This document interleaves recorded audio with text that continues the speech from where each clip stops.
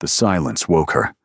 Not the soft stirring of morning birds or the distant clatter of servants beginning their work, but a thick, pressing silence that felt like a hand against her chest. Maren opened her eyes to unfamiliar darkness, her body rigid beneath sheets that smelled of lavender and something sharper, cedar perhaps, or pine. Her fingers curled instinctively, finding fabric so fine it seemed to dissolve against her skin. She was not in the cramped room she had shared with the housekeeper's daughter after her father cast her out. She was somewhere vast and cold and terrifyingly unknown. Memory returned in fragments. The church, the vows spoken in voices that echoed against stone, the weight of a ring sliding onto her finger, placed there by hands that never trembled, never hesitated, never once looked at her with anything resembling warmth. She was married. Maren sat up slowly, the canopy above her materializing in the gray pre-dawn light, a towering construction of deep blue velvet and silver thread. The bed stretched endlessly in both directions, large enough for 6 people, perhaps more. And beside her, the pillow lay smooth and untouched. The sheets on the left side of the bed were perfectly arranged, military precise, showing no evidence that another body had ever disturbed them.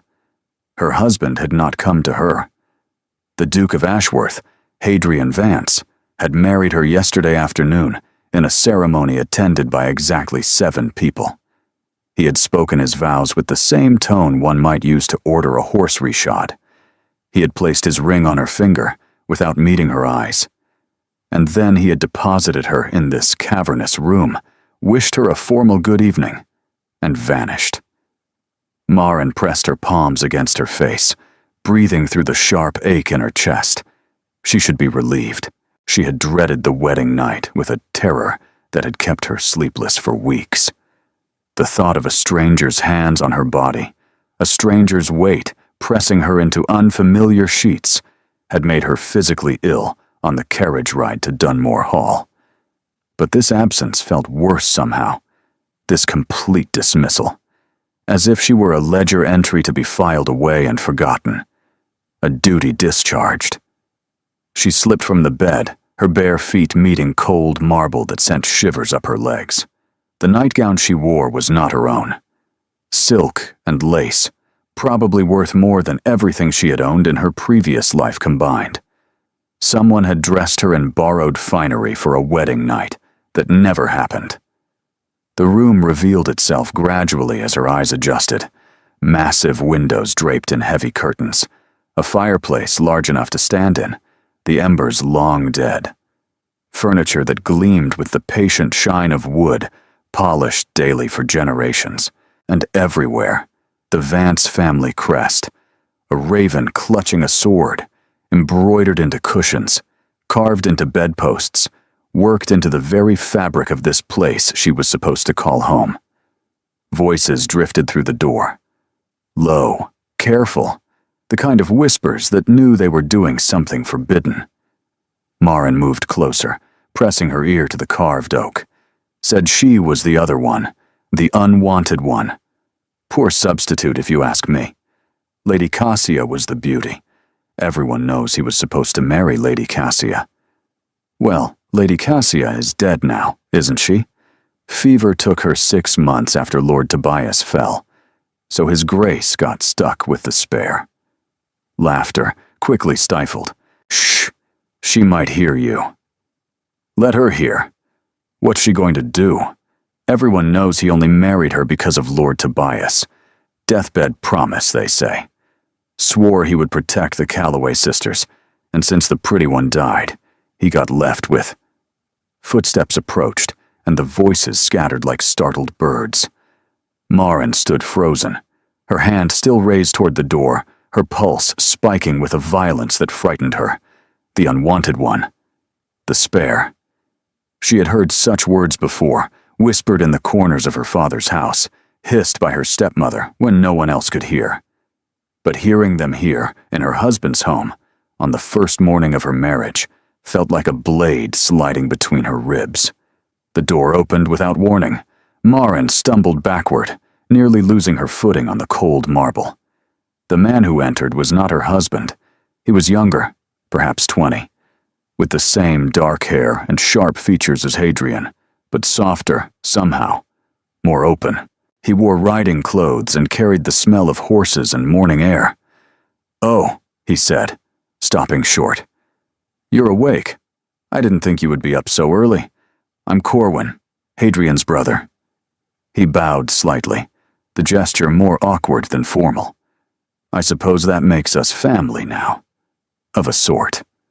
Maren clutched the neckline of her borrowed nightgown, acutely aware of how little it covered. "I should dress. If you'll excuse me." Of course. But he didn't leave immediately. His eyes, she noticed, held none of the coldness she had seen in Hadrian's. They were curious, perhaps even kind. "I just wanted to say, before everyone else gets to you, welcome to Dunmore Hall. I know it doesn't feel like much of a welcome. Hadrian isn't exactly warm, but he's not cruel either. Give him time." Before she could respond, he was gone, the door clicking shut behind him. Maren sank onto the edge of the bed, her legs no longer trustworthy. Give him time, as if this were a temporary affliction, as if her husband's indifference might thaw with patience and proximity. She knew better. She had spent 19 years learning exactly how much patience and proximity were worth to people who had already decided you were worthless. The door opened again, and this time Maren did not bother to stand. Hadrian Vance entered like a storm contained in human form. Tall, broad-shouldered, dressed in black as if perpetually attending a funeral. His dark hair was swept back from a face that would have been handsome, if not for the severe set of his jaw and the flatness in his eyes. Those eyes swept over her once, cataloging her presence the way one might note a new piece of furniture. "You're awake," he said. Not a greeting, an observation. "Your brother said the same thing. Corwin talks too much." He moved to the window, pulling back the curtain to let pale morning light flood the room. "I trust you slept well." The bed is very large. A muscle twitched in his expression. Guilt, perhaps, or discomfort. It vanished before she could name it. "I thought it best to give you time to adjust. This situation is unconventional." Unconventional? Maren heard herself laugh, a sharp sound that surprised them both. "Is that what we're calling it?" He turned to face her fully, and for the first time, she saw a crack in his composure, a tightening around his eyes that suggested he was not as unaffected as he wished to appear. "I made a promise to your brother. As he lay dying in my arms, Tobias asked me to protect his sisters, to ensure you were provided for, kept safe, given the life you deserved." The words struck her like blows. Tobias. Her brother. The golden one, the only person in her family who had ever looked at her without disappointment or disdain. "And this is your solution," she said quietly. "Marriage. Your sister Cassia was my original intention, but when she died..." He stopped, his jaw working. "You were the only one left. Your father had cast you out. You had no fortune, no prospects, and no protection. Marriage was the most effective way to fulfill my promise. The most effective way. Not the kindest, not the most desired, the most effective. So I am a problem you have efficiently solved. You are my wife." His voice hardened. "You will want for nothing. You will have a home, servants, security, everything a woman in your position could desire.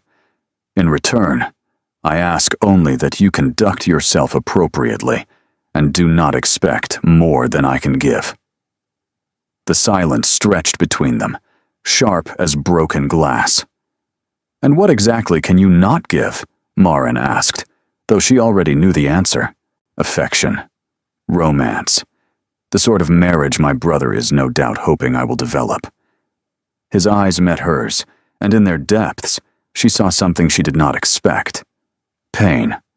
old and calcified, buried so deep it had become part of his foundation. I'm not capable of such things. I made that clear to your brother before he died. He accepted those terms. I trust you will as well. Maren rose slowly, drawing herself up to her full height, which was still nearly a head shorter than him. She should be grateful. She should bow her head and accept her fortune. She had gone from homeless disgrace to duchess in the space of a single day. But something in his dismissal, his calm assumption that she would simply accept whatever scraps he offered, ignited a spark of defiance she had thought her father had beaten out of her years ago. I have conditions, she said. His eyebrow rose. Conditions? You've made your terms clear. Now, I'll make mine. She kept her voice steady, though her heart threatened to crack her ribs. First, I want access to Tobias's belongings, his letters, his personal effects, whatever remains. He was my brother, and I deserve to have something of his. A muscle twitched in Hadrian's jaw. Done. Second, I want to be permitted correspondence with my mother.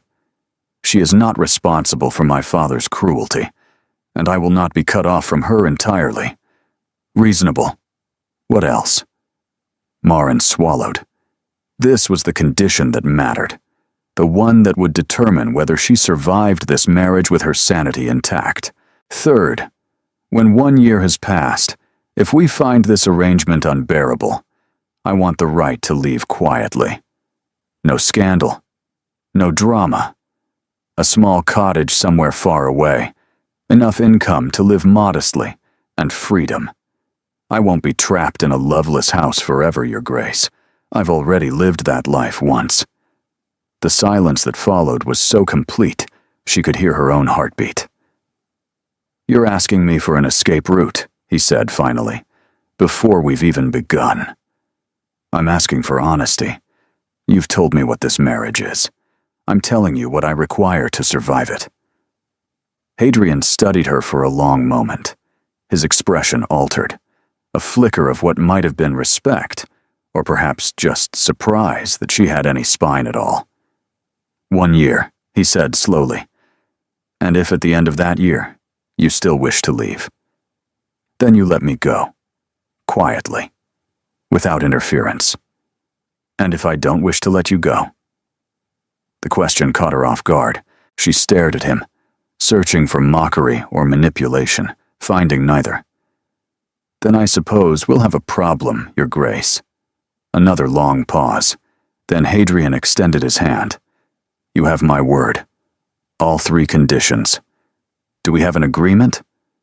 Maren looked at his outstretched hand, large, capable, scarred across the knuckles, in a way that spoke of violence she could not imagine. The hand of a man who had held her brother as he died. She took it. His grip was warm and firm and utterly impersonal. We have an agreement. He released her hand and moved toward the door, but paused at the threshold. Breakfast is served at 8. My sister Linnea will meet you in the morning room and help you navigate the household. His voice softened almost imperceptibly. She has been looking forward to your arrival. Try not to disappoint her. The door closed behind him, and Maren stood alone in the vast, cold room, her hand still tingling from his touch. 1 year. She had 1 year to endure this beautiful prison. She just had to survive until then. The morning room was drenched in sunlight, golden and warm, in a way that felt almost aggressive after the cold formality of her chambers. Maren paused in the doorway, momentarily blinded, until a bright voice cut through the glare. You're here. Oh, finally, you're here. A young woman launched herself from a settee by the window with the energy of a cannon blast. She was perhaps 18, dark-haired like her brothers, but with wide brown eyes that sparkled with barely contained excitement. She grabbed Maren's hands before anyone could make a proper introduction and squeezed them with fierce enthusiasm. I'm Linnea. I know Hadrian probably didn't mention me at all, because he has the emotional range of a wardrobe, but I've been absolutely dying to meet you. I've been the only woman in this house for 3 years since Father passed, and the loneliness has been driving me utterly mad." Maren blinked. "It's lovely to meet you." "Lovely? How formal." No, we're going to be friends. Sisters, actually. Isn't that wonderful? I've always wanted a sister." Linnea pulled her toward the settee, gesturing for a maid to bring tea. "Sit. Eat. You must be starving. Hadrian never remembers that normal people require sustenance." A tray appeared, laden with more food than Maren had seen in months, pastries still steaming from the oven, fresh fruit glistening with morning dew. Eggs prepared 3 different ways, meats, cheeses, breads, and jams in colors she couldn't name. "I'm not. I couldn't possibly. Nonsense. You're thin as a rail. What have they been feeding you?" Linnea began piling a plate without waiting for an answer. "Corwin said he met you this morning. I scolded him terribly for intruding before you'd even dressed. He means well, but he has no sense of propriety." Maren accepted the plate, overwhelmed by both the food and the company. In her previous life, meals had been silent affairs, taken in the kitchen with the servants, after her stepmother had banished her from the family table. The chatter, the warmth, the assumption that she belonged here. It felt like wearing someone else's skin. "How are you finding Dunmore Hall?" Linnea asked, settling beside her with her own cup of tea. "Overwhelming, I imagine. It took me years to stop getting lost in the East Wing. It's very grand. It's very old, is what it is. And cold. And full of ghosts, if you believe the maids." Linnea's eyes sparkled. "I don't, of course, but I do enjoy pretending I hear mysterious footsteps when I want them to leave me alone." Despite everything, Maren felt her lips twitch toward a smile. "Does that work?" "Brilliantly. They think I'm half mad already, so it fits." Linnea sipped her tea, studying Maren over the rim. "Can I ask you something terribly personal?" "You may ask. I may not answer." "Fair enough." Linnea set down her cup. "What was Tobias like? At home, I mean. We only knew him from his visits here, and those were always so formal. Official. I always wondered what he was like when he was just himself." The question knocked the breath from Maren's lungs. She set down her fork, appetite vanishing. "He was kind," she said finally, the words scraping past the tightness in her throat. "The only one who was kind. When my father married my stepmother, and she decided I was inconvenient, Tobias was the only one who still spoke to me, who still saw me as family." Linnea's expression softened, with something that looked dangerously close to pity. "He used to bring me books," Maren continued, the memories spilling out against her will. "Hide them under my pillow, so my stepmother wouldn't find them. He said I was too clever to waste away in ignorance, even if Father disagreed." "He sounds wonderful." "He was," Maren's voice cracked, "and now he's gone, and I'm here, married to a man who looks at me and sees nothing but an obligation." Linnea reached over and took her hand. "Hadrian is complicated. He wasn't always like this. Before the war, before Tobias, he was different. Warmer. He used to laugh. I know that seems impossible now, but he did." "What happened?" The question hung in the air. Linnea glanced toward the door, as if checking for eavesdroppers. "He blames himself. For Tobias. For everything." She lowered her voice. "They were on a reconnaissance mission together. Enemy territory. Something went wrong. Hadrian made it back. Tobias didn't." Her fingers tightened around Maren's. "My brother carried Tobias's body for 3 miles through hostile ground, rather than leave him behind. By the time he reached our lines, he hadn't slept in 4 days. He collapsed and didn't wake for nearly a week." Maren's chest constricted. The image of Hadrian, Younger, perhaps, dragging her brother's lifeless form through mud and blood and chaos. It was almost too much to hold. "He's never forgiven himself," Linnea continued. "And marrying you, I think he sees it as penance, a way to honor a promise he feels he failed." "So I'm his punishment?" "No." Linnea's grip turned fierce. "You're his chance, even if he doesn't know it yet." A footman appeared in the doorway before Marin could reply. "Lady Vance, Her Grace the Dowager requests Miss. That is, Her Grace the new Duchess's presence in the blue drawing room." Linnea's expression flickered with something that might have been concern. "Already? She usually doesn't summon anyone before noon." "The Dowager Duchess was most insistent, my lady." Marin rose, her barely touched breakfast abandoned. "The Dowager Duchess? Your grandmother. Hadrian's grandmother. Mine too, technically." Linnea stood, smoothing her skirts. "She's formidable. Don't show fear. She can smell it. That's comforting. I'll come with you. For moral support." But the footman shook his head. "The Dowager requested Her Grace alone, my lady." Linnea squeezed Marin's hand one final time. "Remember, she's more bark than bite. Usually. Sometimes. Just don't cry in front of her. She finds it tedious."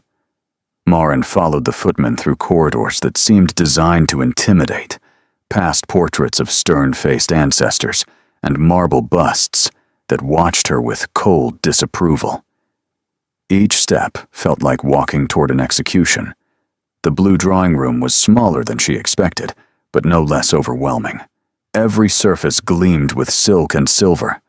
The walls were papered in French damask, and in a chair by the fire, positioned like a throne, sat a woman who looked as though she had been carved from ice. The Dowager Duchess of Ashworth was perhaps 70, with silver hair swept back from a face that might once have been beautiful, but had long since hardened into something more formidable. Her black dress was severe, her posture impossibly straight, her pale blue eyes fixed on Marin with the focused intensity of a hawk spotting prey. "So," she said, her voice crisp as frost, "this is the girl my grandson has married." Marin curtsied, grateful for the years of instruction her mother had given her before the family had splintered apart. "Your Grace, it is an honor to meet you." "Is it?" The Dowager's lips curved in something that was not quite a smile. "Sit down, girl. My neck aches from looking up." Marin sat in the indicated chair, folding her hands in her lap to hide their trembling. "I received word of this marriage exactly 4 days before it occurred," the Dowager continued. 4 days to prepare for a duchess I had never met, from a family I had barely heard of, who apparently had been living in disgrace before my grandson decided to play savior. I have not asked you to speak." The words cracked like a whip. "I am speaking. You are listening. That is how this works." Marin closed her mouth. "I have made inquiries about you, Lady Vance."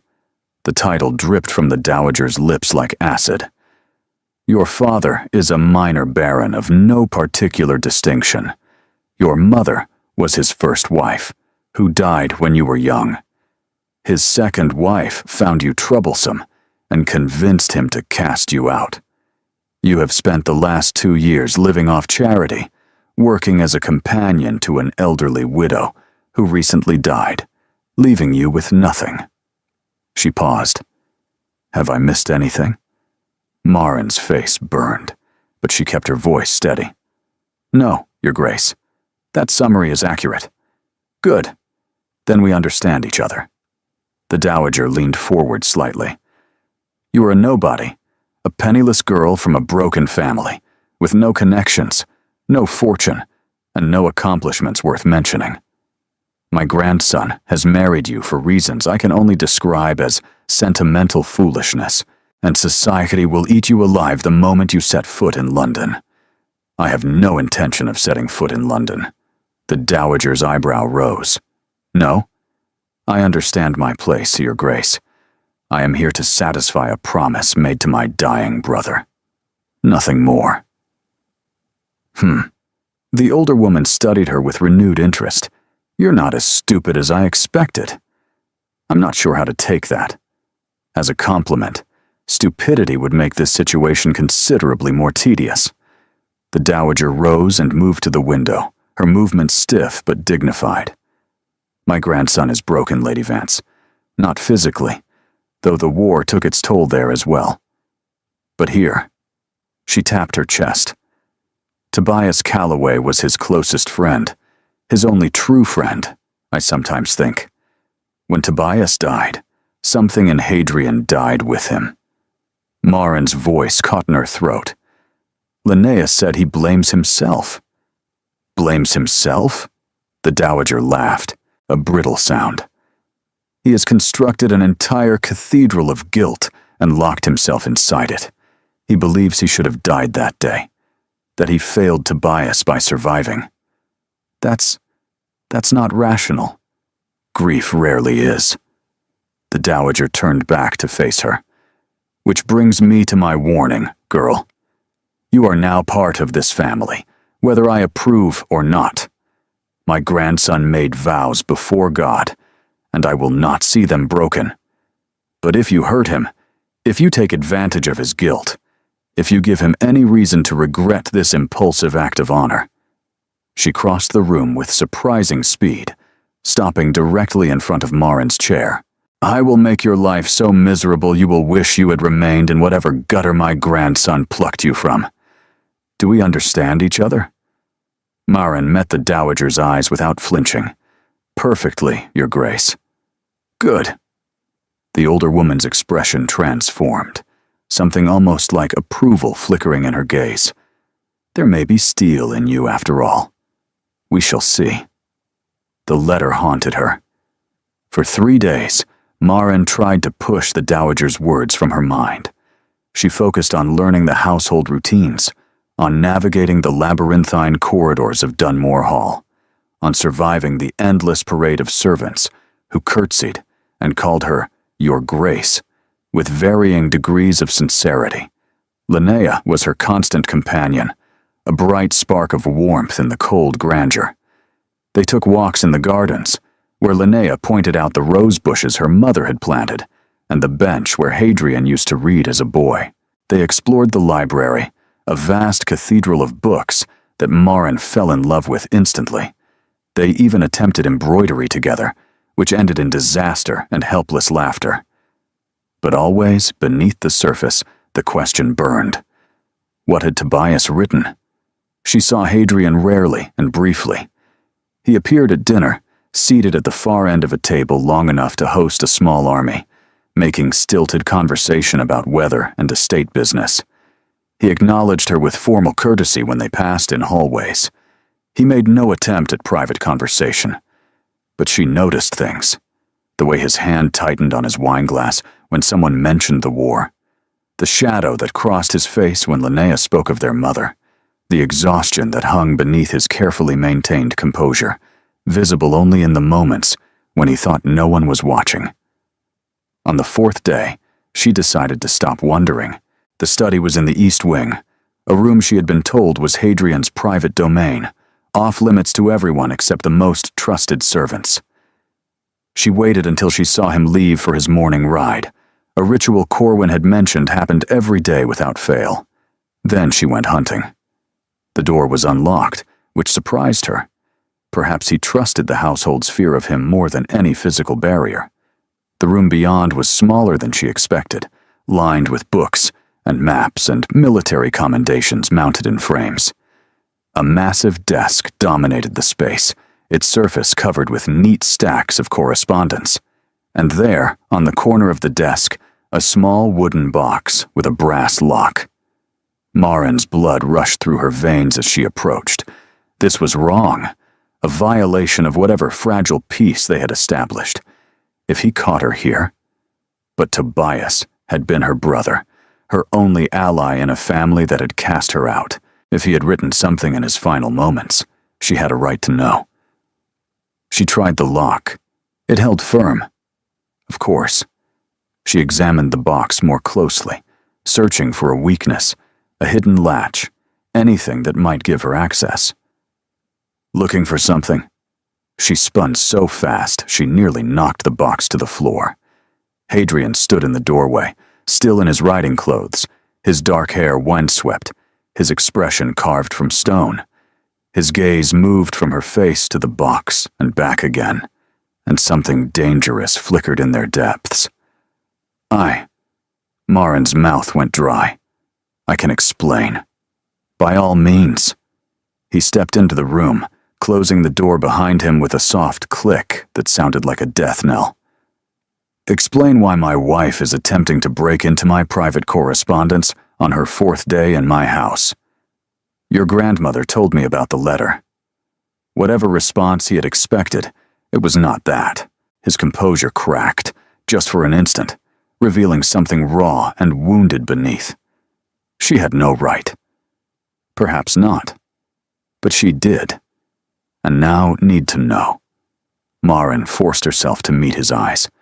Tobias was my brother. If he wrote something before he died, I deserve to see it. You deserve. The words came out flat, cold. You deserve nothing. You're here because of my guilt, my promise, my failure. Don't presume that gives you any claim to things that don't concern you. How can you say it doesn't concern me? The anger that had been building for days finally broke through her caution. He was my family, the only one who cared whether I lived or died. I spent 3 years mourning him with nothing but memories, and now you tell me he wrote something. Something you've kept locked away, and I'm not supposed to care. You don't understand. Then help me understand. The silence between them crackled with tension. Hadrian stood very still, his hands clenched at his sides, his jaw tight with the effort of maintaining control. You want to know what the letter says? His voice was quiet now, dangerous. Fine, I'll tell you. He moved to the desk, pulling a key from inside his waistcoat. The lock opened with a soft click. Inside the box lay a single folded paper, its edges worn from repeated handling. He wrote this the night before our mission. He knew something might go wrong. He knew.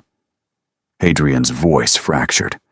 He knew he might not come back. He handed her the letter with the care one might use with something sacred or explosive. Marin unfolded it with trembling fingers. The handwriting was achingly familiar. She had read Tobias's letters so many times. She knew the slant of his script better than her own. But these words were meant for someone else. Hadrian, if you're reading this, then I was right to worry. Don't blame yourself. That's an order from your commanding officer and your friend, and I expect you to follow it. I know what you're like. I know you'll tear yourself apart looking for something you could have done differently. I know you'll carry my body back, even if it kills you, because that's the kind of stubborn, honorable fool you are. But listen to me carefully. Some things cannot be prevented. Some losses cannot be avoided. And my death, if it comes, will not be your fault. I have one request. My sisters. You know about my father, about what kind of man he is. If anything happens to me, Cassia and Marin will have no one. Father will marry Cassia off to whichever fortune hunter offers the most. And Marin... God, Marin has already suffered so much. She was cast out because she dared to have opinions, Hadrian. Because she refused to be silent and obedient and invisible. Promise me you'll protect them, whatever it takes. They deserve better than the hand they've been dealt. You're the best friend I've ever had, the best man I know. Don't let my death convince you otherwise. Tobias, the tears came before Marin could stop them. They fell onto the paper, blurring the ink, and she had to set the letter down before she destroyed it entirely. He defended me. The words emerged as a ragged whisper.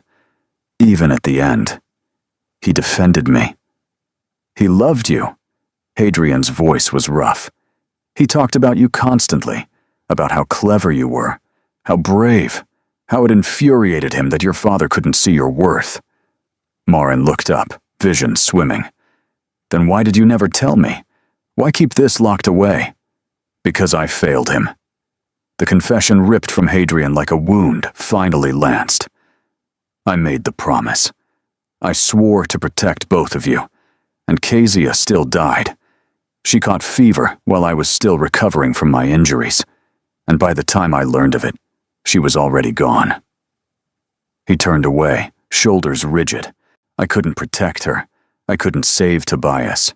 And now you're here, the last piece of him left in this world, and every time I look at you, I see everything I've lost, everything I've failed.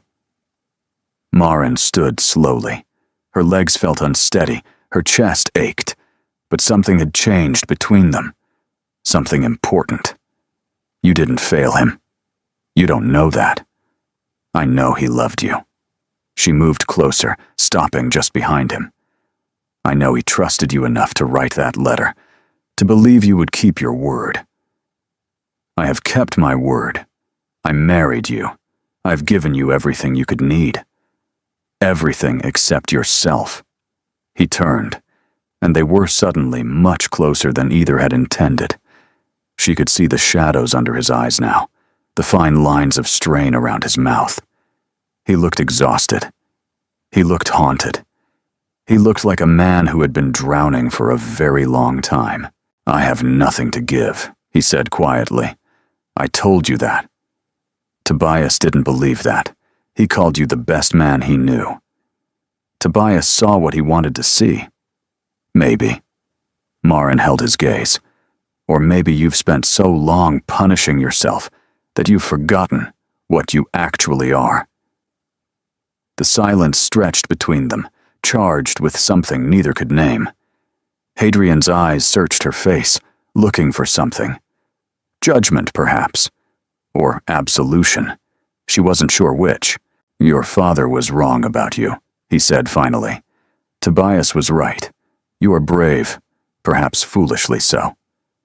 Is that a compliment? It's an observation. The ghost of something that might have been a smile flickered at the corner of his mouth. You broke into my study. Most people in this house won't even enter without written permission. I'm your wife. I assumed certain privileges applied. Apparently. He retrieved the letter from where she had set it down, folding it carefully back into its worn creases. This stays in the box, but you may read it again if you wish, whenever you need to. It was a small concession, but it felt like the first brick removed from the wall between them. Thank you, Marin said. Don't thank me yet. He returned the letter to the box and locked it. My grandmother invited guests for dinner tomorrow evening. Old family friends. She wishes to introduce you to society. I thought I wasn't ready for society. You're not. But she's decided you require trial by fire. His expression darkened. There will also be a Lady Vivian Ashby in attendance. She has expectations regarding my future that this marriage has complicated. You mean she expected to marry you? She and my grandmother have been planning it for years. Hadrian met her eyes. She will not be pleased to meet you, and she is considerably less subtle than my grandmother in expressing displeasure. Marin absorbed this new information, adding it to the growing list of obstacles she would need to navigate. Any advice? Don't show weakness. Don't apologize for existing. And whatever you do, his jaw tightened. Don't let her see that you care what she thinks. That's easy, Marin said quietly. I've had years of practice pretending not to care. A change passed through Hadrian's expression. Recognition, perhaps, or understanding. Tomorrow at 7, he said, moving toward the door. Linnea will help you prepare. And Marin. She looked up at the sound of her name, her actual name, not Lady Vance or my wife, or any of the formal titles he had used until now. Tobias was right about something else, Hadrian said. You do deserve better than the hand you've been dealt. I'm sorry I can't give you that. He left before she could respond. Marin stood alone in his study, surrounded by the evidence of his grief, and felt the first crack forming in the walls she had built around her heart. Tomorrow would bring new battles, but tonight, something had changed between them, something that could not be unchanged. The morning of the dinner party arrived wrapped in gray clouds and the distant rumble of thunder. Marin stood at her window, watching the sky darken, feeling as though the weather had decided to match her mood. "Stop brooding and come here," Linnea called from behind her.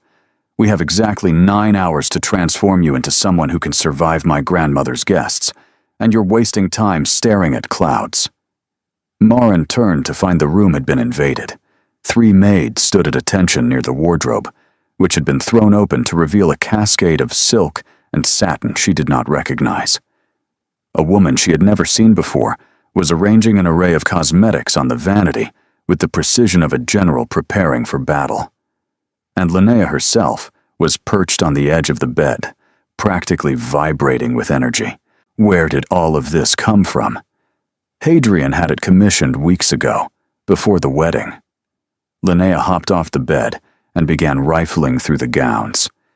He may be emotionally stunted, but he does understand the importance of proper armor, and tonight you will need armor. The hours that followed blurred into a whirlwind of fabric and consultation. The woman at the vanity, introduced as Madame Fontaine, turned out to be a modiste of some renown who had traveled from London specifically for this purpose. She circled Marin with measuring tape and critical eyes, muttering in French about bone structure and coloring. "The midnight blue," she declared finally, pulling a gown from the wardrobe. "It will make her eyes dramatic, memorable. She needs to be memorable." The dress was stunning. Deep blue silk that shifted to black in certain lights, with delicate silver embroidery along the bodice and hem. It was elegant without being ostentatious, sophisticated without trying too hard, the kind of dress that whispered rather than shouted. "It's beautiful," Marin breathed, running her fingers along the fabric. "It's strategy," Linnea corrected. "Lady Vivian will be wearing something bright and bold, because she always does. She wants to be the center of attention. You need to be the opposite.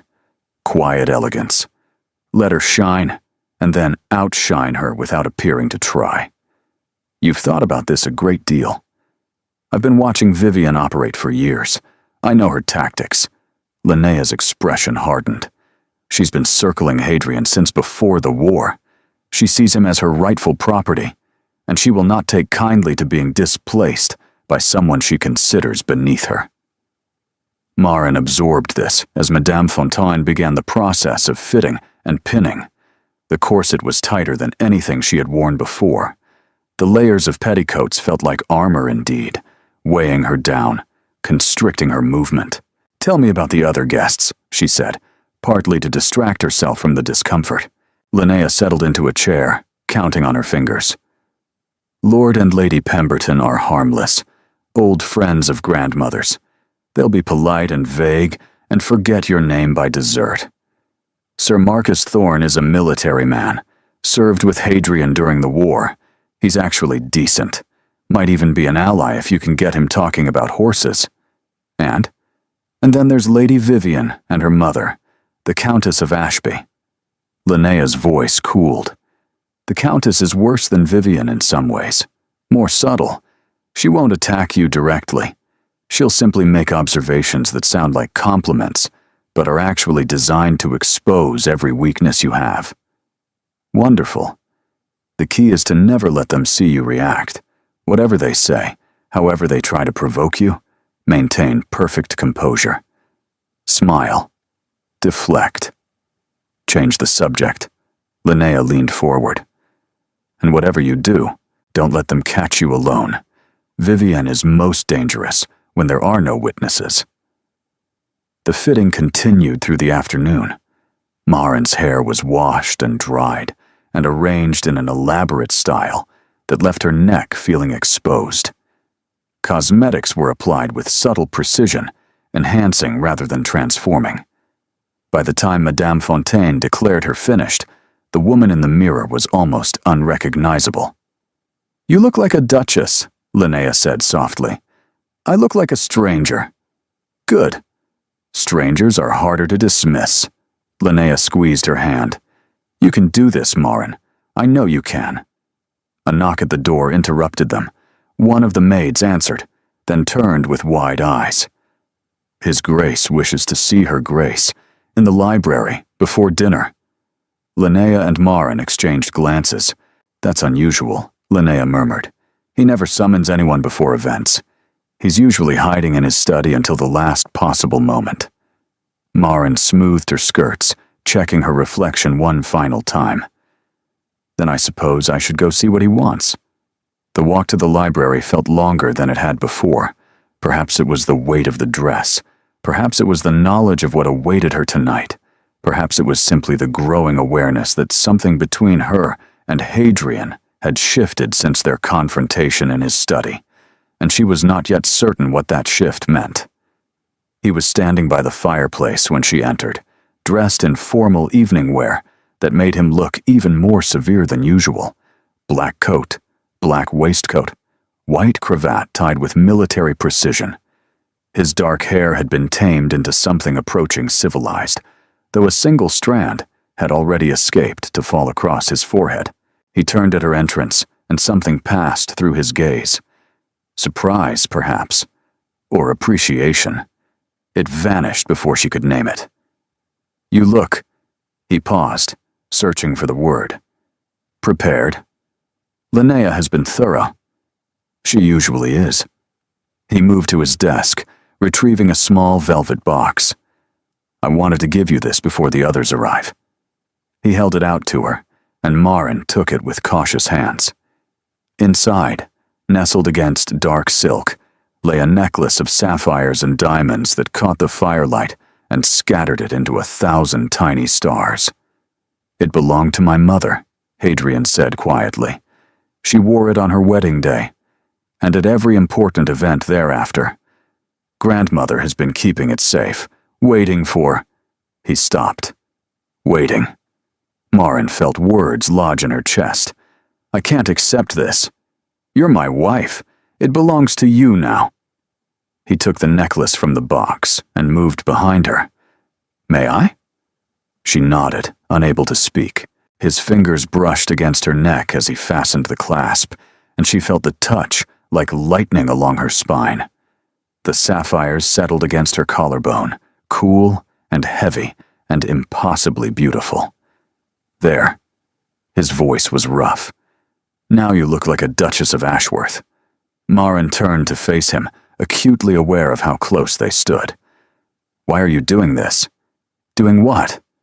"Being kind, giving me your mother's jewelry, warning me about Lady Vivian." She searched his face. "Yesterday, you said you had nothing to give. Tonight you're arming me for battle." The air between them transformed, that crack in his composure that she had glimpsed before, widening just slightly. "Because tonight, you represent this family, and whatever my personal failings, I will not let them tear you apart." His jaw tightened. "Vivienne is cruel. She enjoys destroying people. I've seen her reduce grown women to tears with a single sentence. And you think I can't handle cruelty? I think you've handled more than your share already." His gray eyes held hers with unexpected intensity. "I'm asking you to handle a little more. Just for tonight." The grandfather clock in the corner began to chime.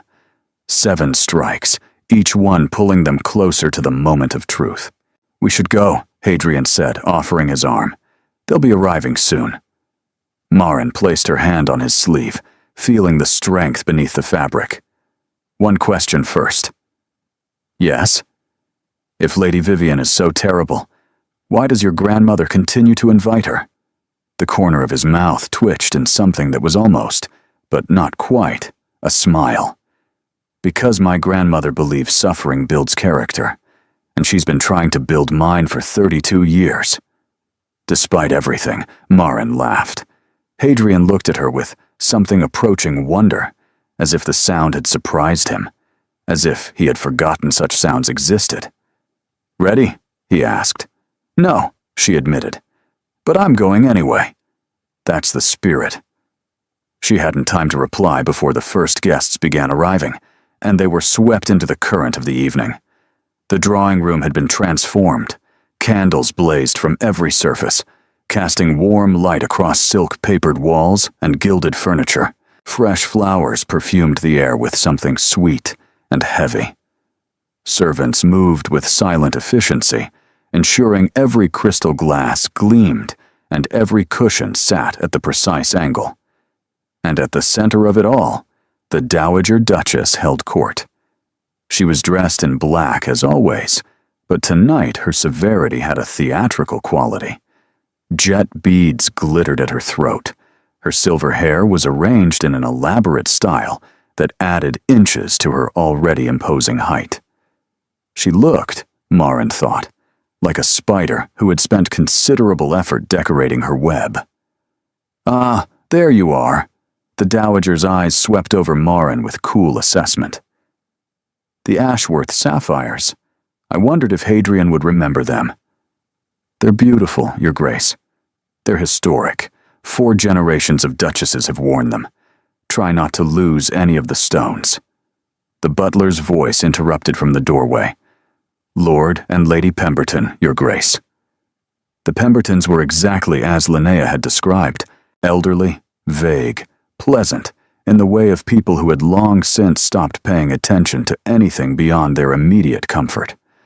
They greeted Marin with polite confusion, seemed to forget her name twice during their brief conversation, and then wandered off to examine the refreshments. Sir Marcus Thorne arrived next.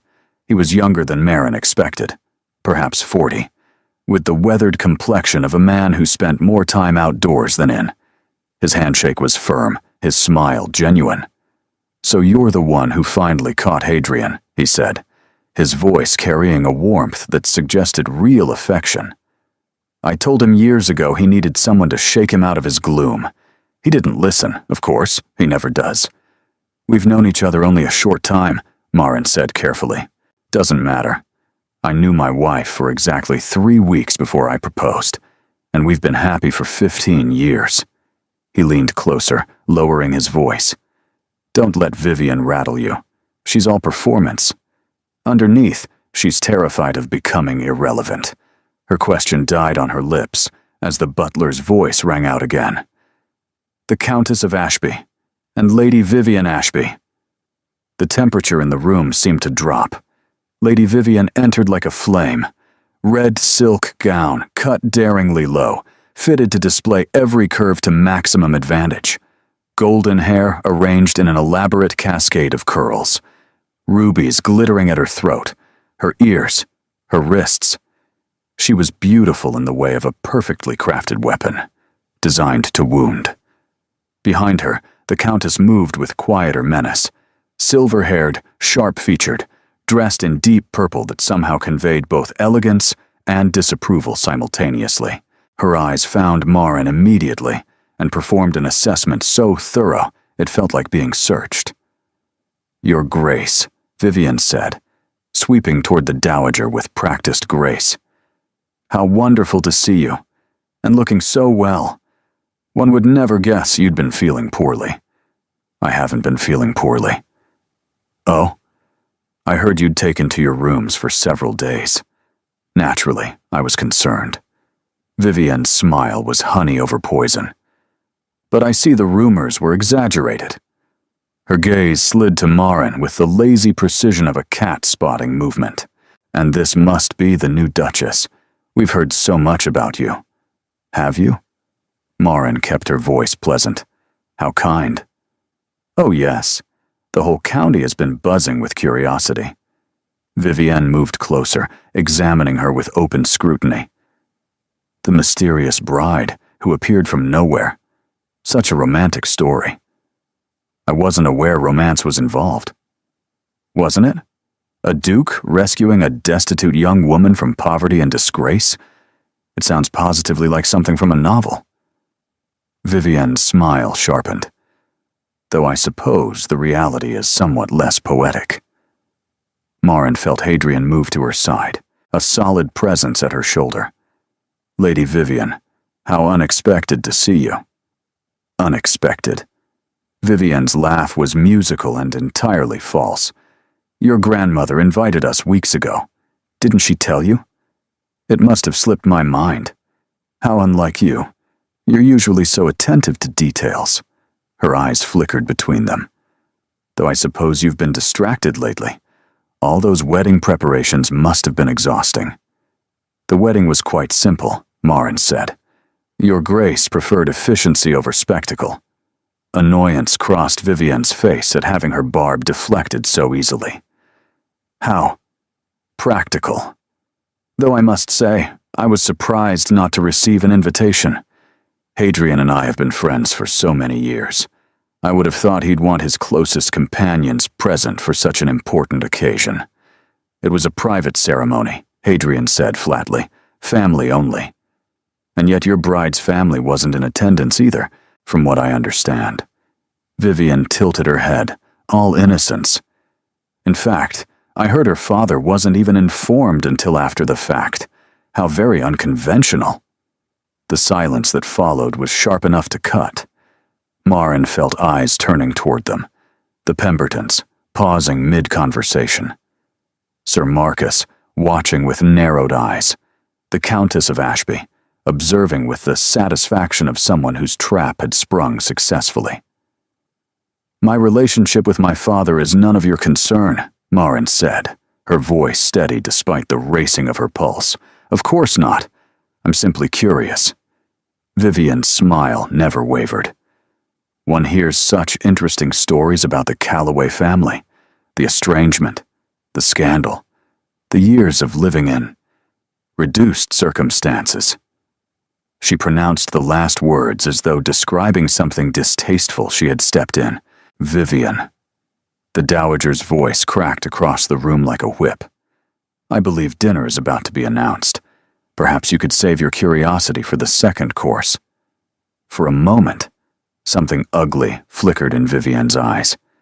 Then the mask slid back into place. "Of course, Your Grace. Forgive me. I was simply trying to make conversation." She swept toward the dining room, her mother gliding behind her like a shadow. Sir Marcus appeared at Marin's elbow. "Well handled," he murmured. "She was testing your defenses. You didn't give her anything. She'll try again. Undoubtedly. But now she knows you won't crumble at the first assault." He offered his arm. "May I escort you in? I have a feeling this dinner is going to be a battle, and I'd rather be on your side." Marin glanced at Hadrian, who nodded almost imperceptibly. "Thank you, Sir Marcus. I would appreciate that." As they walked toward the dining room, Marin felt the weight of what lay ahead settling onto her shoulders. This was only the beginning. The real trial was yet to come. And somewhere behind her, she could feel Vivian's gaze burning into her back like a brand. Dinner was a masterwork of barely concealed hostility. The table stretched the length of the formal dining room, laden with crystal and silver, and enough food to feed a small village.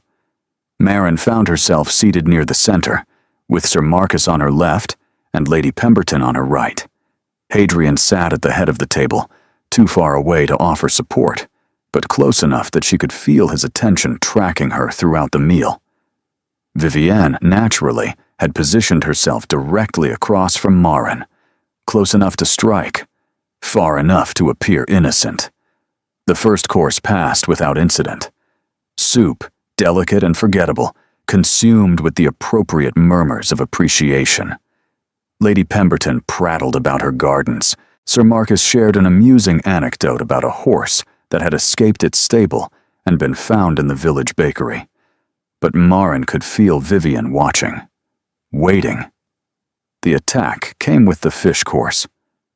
"Tell me, Lady Vance," Vivian said, her voice pitched to carry down the table. "How are you finding the adjustment to your new position?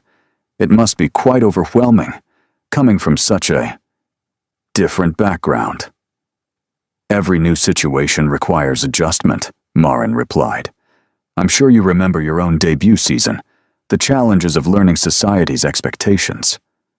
Oh, but I was born to this world. I had the advantage of proper preparation. Vivienne smiled sweetly. You've had to learn everything from scratch, haven't you? The rules of precedence, the correct forms of address, which fork to use when... She gestured vaguely at the array of silverware surrounding Marin's plate. My mother was quite thorough in my education. Was she? How fortunate. Though I understand she was rather limited in her resources after your father remarried. It must have been difficult, watching your sister receive all the advantages while you were... Vivienne paused delicately. Set aside. The table had gone quiet. Even Lady Pemberton had stopped her chatter, sensing blood in the water. My sister and I had different paths, Marin said. That's hardly unusual in large families. No, but it is unusual for one sister to be welcomed and the other to be cast out entirely. Vivienne leaned forward, all false concern. I only mention it because people will talk, you know. They'll want to know why your father rejected you so completely. What you did to deserve such treatment. Vivienne. Sir Marcus's voice was sharp. That's quite enough. I'm only trying to help. The Duchess will face these questions eventually. Better she practice her answers now, among friends. Vivienne's eyes glittered. Unless, of course, there's something she'd rather keep hidden. Marin set down her fork with deliberate calm. The crystal sang softly against the china. Every eye at the table was fixed on her now. The dowager watched with hooded eyes. The Countess of Ashby wore a small, satisfied smile. And Hadrian was rising from his chair. Lady Vivienne, his voice cut through the tension like a blade. I wonder if you might explain something to me. Vivienne blinked, momentarily thrown by his intervention. Your Grace? You've spent the past 10 minutes interrogating my wife about her family circumstances. He moved down the length of the table, his footsteps deliberate on the polished floor. I'm curious what you hope to accomplish. I meant no offense. I was simply making conversation. Were you? Because it sounded remarkably like an attempt to humiliate her in front of our guests. He stopped behind Marin's chair, his hand coming to rest on the back of it. Which would be not only rude, but remarkably foolish, given that insulting my wife is the same as insulting me. The room had gone utterly silent. Vivienne's composure finally cracked. Color rose in her cheeks, and her fingers tightened around her wine glass. Hadrian, surely you can't expect me to simply accept this situation without question. We had an understanding. Everyone knew that eventually. We had nothing of the sort. His voice was ice. You had expectations. I never encouraged them. Your grandmother, my grandmother does not choose my wife. I do. His hand moved from the chair to Marin's shoulder, the touch light, but unmistakable. And I have chosen.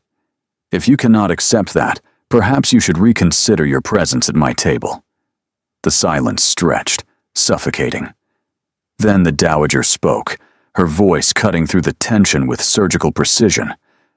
I believe it's time for the ladies to withdraw. Marin, you will accompany me to the drawing room. Vivienne, you and your mother may take your leave. I find myself suddenly fatigued. It was a dismissal, a brutal, unambiguous dismissal. The Countess of Ashby rose, her face pale with fury. Your Grace, surely you don't mean... I mean exactly what I said. Good evening. What followed was the most excruciatingly polite expulsion Marin had ever witnessed. The Ashbys gathered their dignity and their wraps with the stiff movements of people who knew they had been outmaneuvered. Vivienne paused at the doorway, her eyes finding Marin with a hatred so pure it was almost beautiful. This isn't finished, she said quietly, the words meant for Marin alone. Then she was gone. The remaining guests made hasty excuses shortly thereafter. Sir Marcus squeezed Marin's hand on his way out and murmured that she had done splendidly. The Pembertons tottered off in confused silence, already forgetting what they had witnessed. And then it was just Marin and Hadrian, and the Dowager, standing in the wreckage of the evening. "Well," the Dowager said, "that was dramatic. Grandmother, don't. You handled it correctly, though your timing could have been better. Intervening before the main course would have allowed us to salvage the evening." She turned to Marin, her expression unreadable. "You held your composure under fire. I'm impressed. I didn't do anything." "Exactly. You gave her nothing. No tears, no anger, no wounded protests. That infuriated her more than any response could have." The Dowager's lips curved in something approaching approval. "There may be hope for you yet." She swept from the room, leaving Marin and Hadrian alone, amid the guttering candles and the remnants of disaster. "I'm sorry," Marin said quietly. "For what? For causing a scene, for provoking her, for—" "You didn't provoke anything." Hadrian turned to face her, and in the candlelight, his expression was almost gentle. "Vivienne has been spoiling for that confrontation since she learned of our marriage. It was inevitable. You defended me. You're my wife. You said that before, when we made our agreement." Marin searched his face. "But this was different. You were angry." I was furious. The admission seemed to surprise him as much as it did her. "She was trying to hurt you, publicly, deliberately, and I couldn't." He stopped, his hands clenching at his sides. "I won't allow it. Whatever else this marriage is or isn't, you are under my protection. Anyone who tries to harm you will answer to me." Marin felt something stir deep in her chest, a crack in the defenses she had built over years of rejection and disappointment. She should shore them up, should remember that this was temporary, conditional, a year-long agreement that would end with her walking away. But standing here, with the sapphires warm against her throat and his eyes holding something that looked dangerously like care, she found she didn't want to.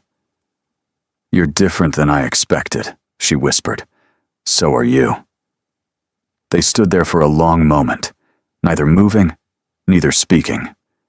The candles flickered, the great house creaked around them, and somewhere in the darkness beyond the windows, rain began to fall. "You should rest," Hadrian said finally. "Tonight was exhausting." "Yes, I suppose it was." He offered his arm to escort her to the stairs. They walked in silence through the empty corridors, their footsteps echoing on the marble floors. At the door to her chambers, he paused. "Marin." "Yes?" He seemed to struggle with something. His hand rose, almost touched her cheek, then dropped back to his side. "You were magnificent tonight," he said. "Tobias would have been proud." Before she could respond, he was gone, his footsteps retreating down the darkened hallway. Marin stood alone at her door, her hand pressed against the sapphires at her throat, and wondered when exactly this arrangement had started to feel like something else entirely. Something she was beginning to fear she might not want to escape.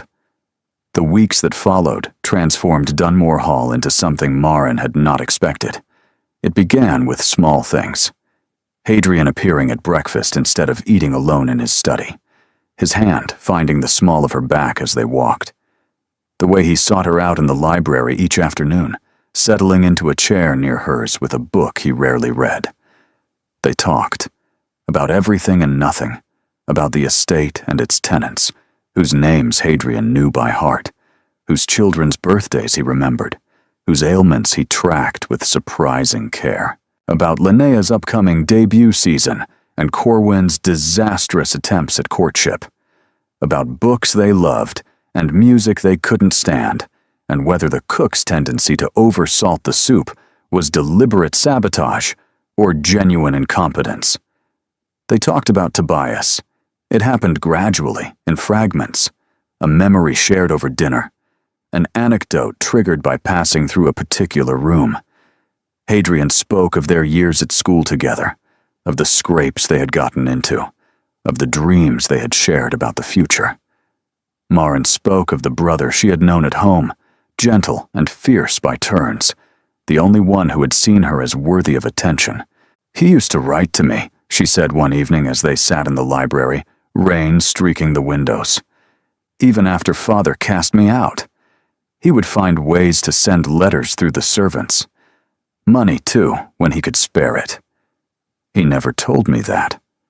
He wouldn't have. Tobias hated asking for help, and he hated admitting when he couldn't fix something himself." Maren smiled sadly. "He was trying to convince Father to take me back. Right until the end, he was trying." Hadrian was quiet for a long moment. When he spoke, his voice was rough. "He talked about you constantly, those last months. About how wrong it was that you'd been treated so badly. About how he was going to make it right once the war was over. And then the war took him instead." "Yes." The single word carried the weight of everything he couldn't say. Maren reached across the space between their chairs and took his hand. He stiffened at first, as he always did when touched unexpectedly. Then, slowly, his fingers curled around hers. They sat like that until the fire burned low, neither speaking, neither pulling away. Other moments accumulated. Riding lessons, because Hadrian declared that a Duchess of Ashworth could not be seen afraid of horses. Maren proved to be a terrible student, graceless and nervous, but he was patient in a way she had not expected. When she finally managed to trot without clutching the saddle in terror, his smile was so genuine, it stole her breath. Evening walks through the gardens, where autumn was painting the leaves in shades of gold and crimson.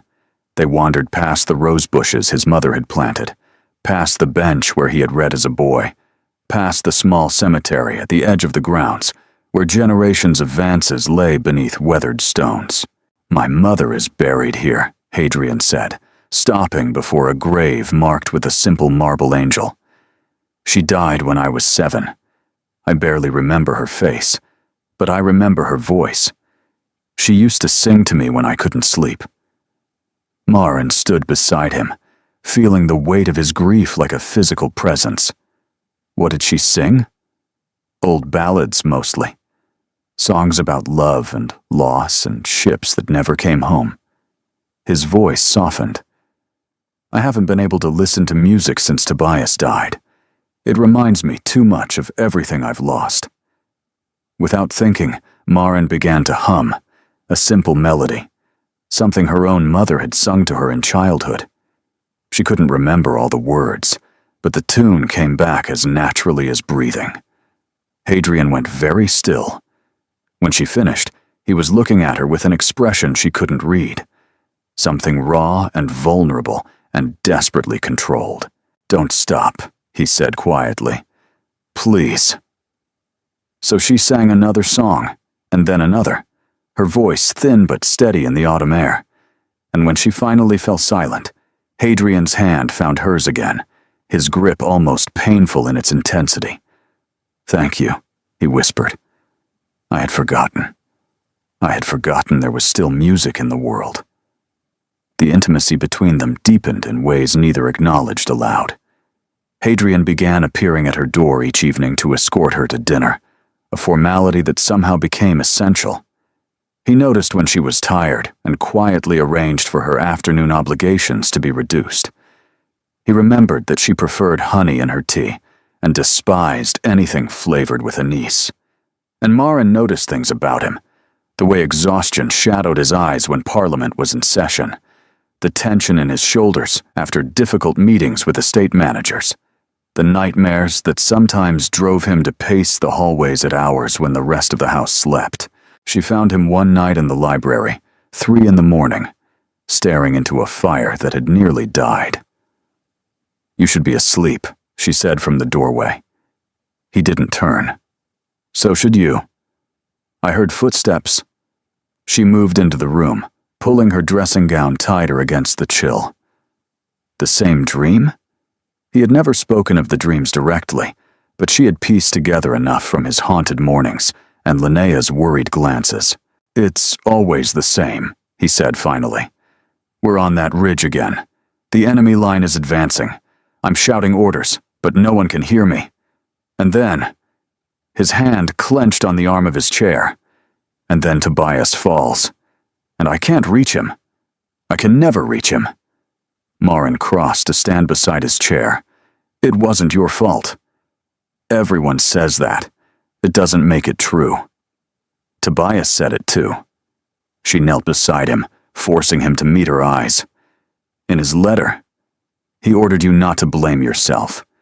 Are you going to disobey a direct command from your superior officer?" A flicker of humor crossed his features, buried under layers of grief. "He outranked me by exactly 2 weeks. He never let me forget it." "Then honor his rank. Stop punishing yourself for surviving." The words hung between them, bold and dangerous. Marin half expected him to withdraw, to rebuild the walls she had been slowly dismantling. Instead, he reached out and touched her face. His fingers were gentle, tracing the line of her cheekbone with something approaching wonder. As if he couldn't quite believe she was real, as if he was afraid she might dissolve at any moment. "You make me want to try," he said quietly. "To stop hiding behind duty and guilt and distance. You make me want to feel something again. Hadrian, I know." He pulled his hand back. "I know this wasn't the arrangement. I know I promised you nothing but security. But? He looked at her, and in his eyes, she saw something she had never expected to find. Hope. Fragile and frightened, but unmistakably present. "But I find I don't want you to leave, in a year or ever." His voice dropped. "And I don't know what to do with that." Marin's chest tightened with emotion. This was the moment she should be practical. Should remind them both of the terms they had agreed to. Should protect herself from the devastation that would surely come if she let herself feel too much. Instead, she rose and pressed a kiss to his forehead. "We have time," she whispered. "We don't have to decide anything tonight."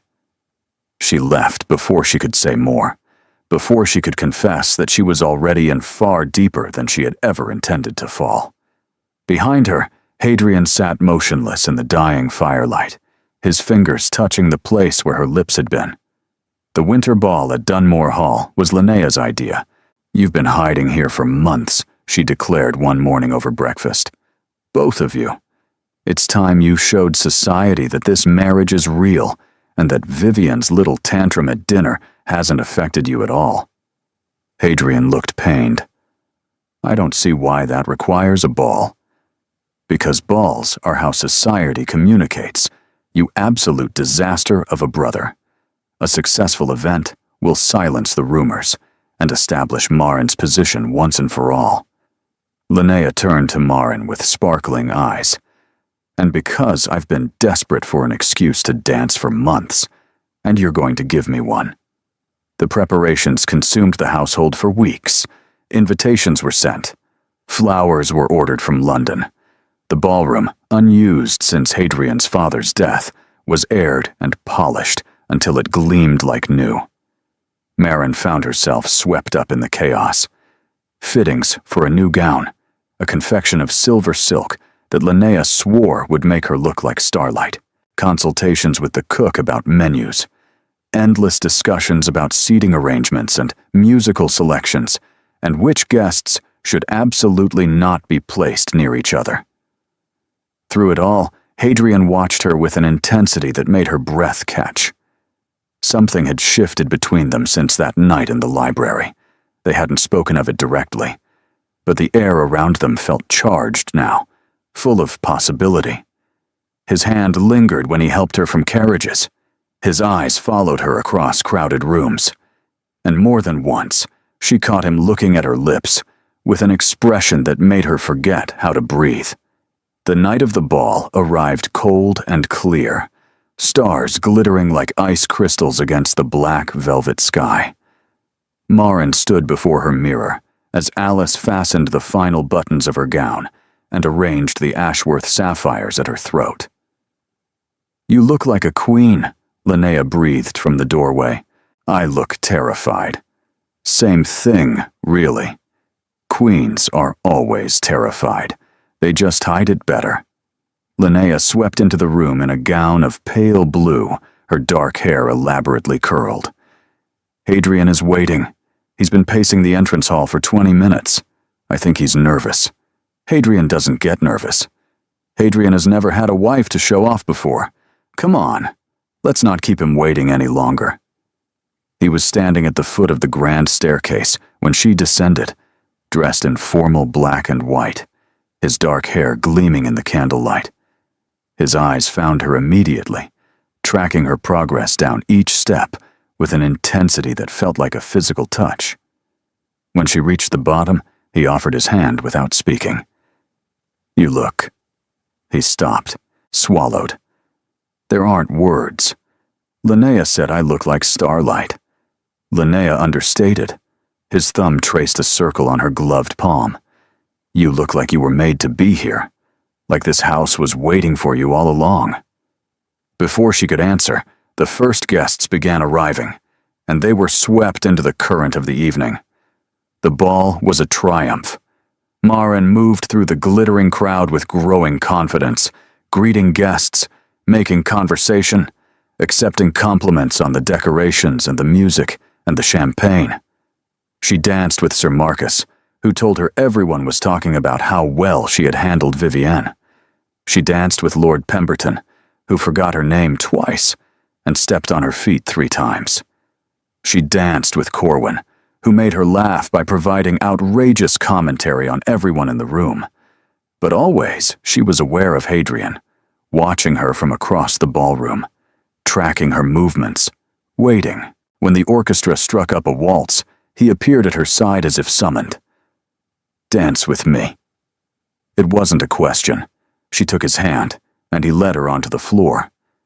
They had danced before, perfunctory turns around the room at the handful of events they had attended since their marriage. But this was different. His hand at her waist felt possessive. His gaze never left hers. They moved together with an ease that surprised her, as if their bodies had been practicing for this moment all along. Everyone is watching, she murmured. Let them. They'll talk. They're already talking. They might as well have something worth discussing. He pulled her slightly closer, pushing the boundaries of propriety. I want them to see.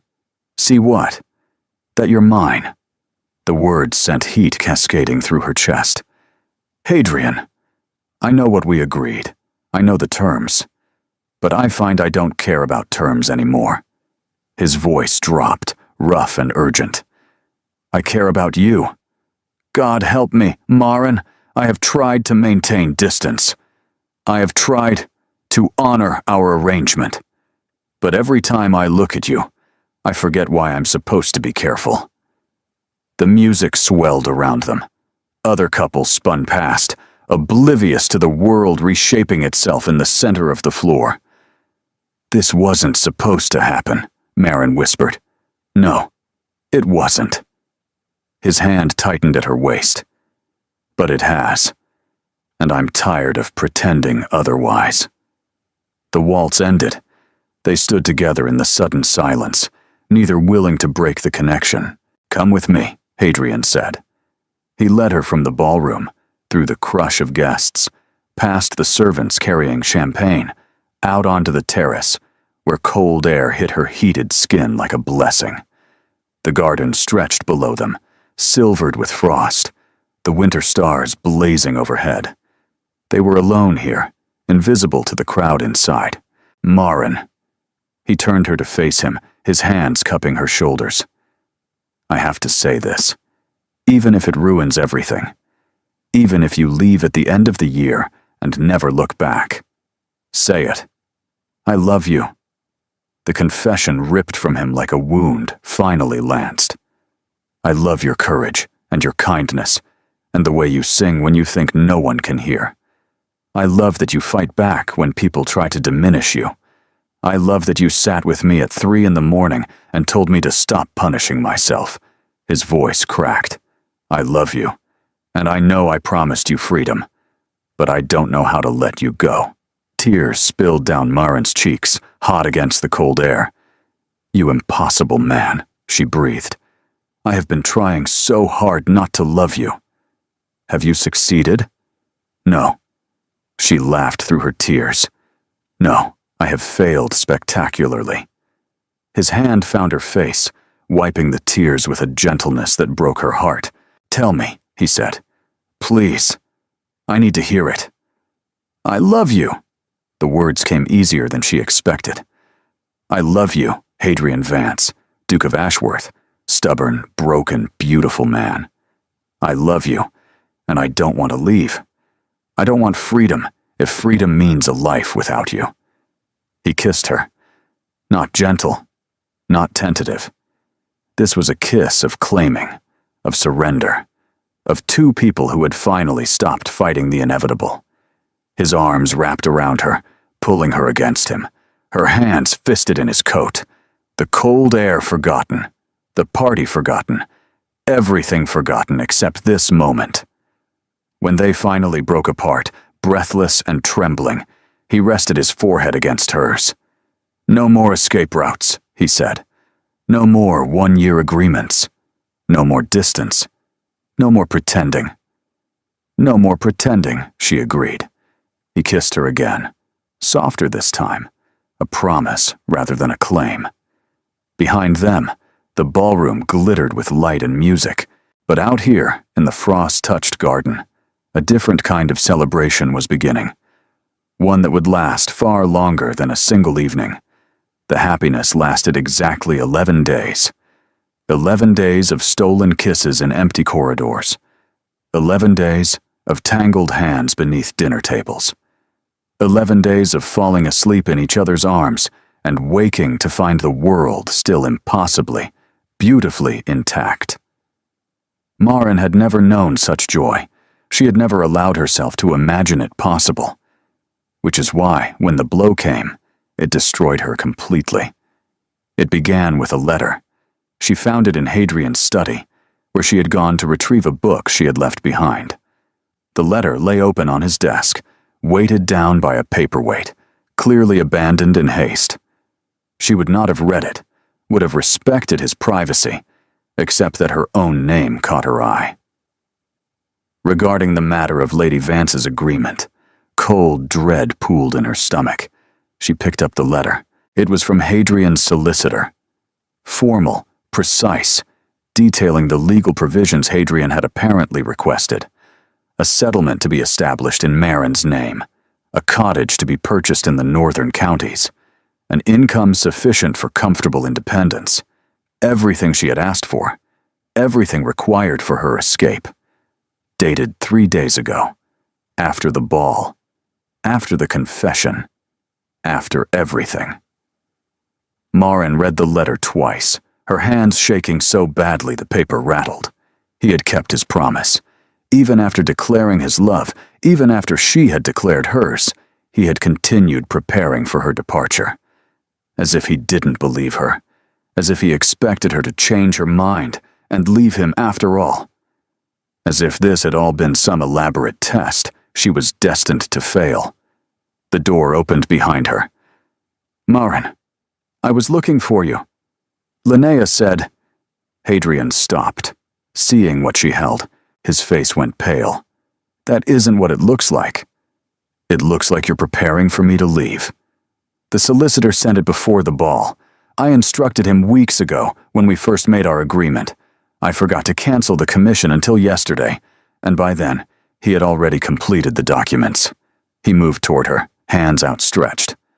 "I never intended for you to see that. It means nothing now." "Nothing?" Marin's voice cracked. "You told me you loved me. You asked me to abandon our agreement. And the entire time, you were still making arrangements for my departure? I didn't think, what? That I would find out? That I would see proof that some part of you still expects this to end?" She threw the letter onto the desk. "You don't trust me. You never did. That's not true. Then why keep this from me?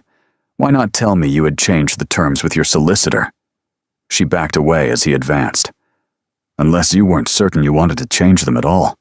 Marin, Please, I have spent my entire life being told I wasn't wanted." The words tore from her, ragged and raw. By my father, by my stepmother, by every person who should have loved me and didn't. You were supposed to be different.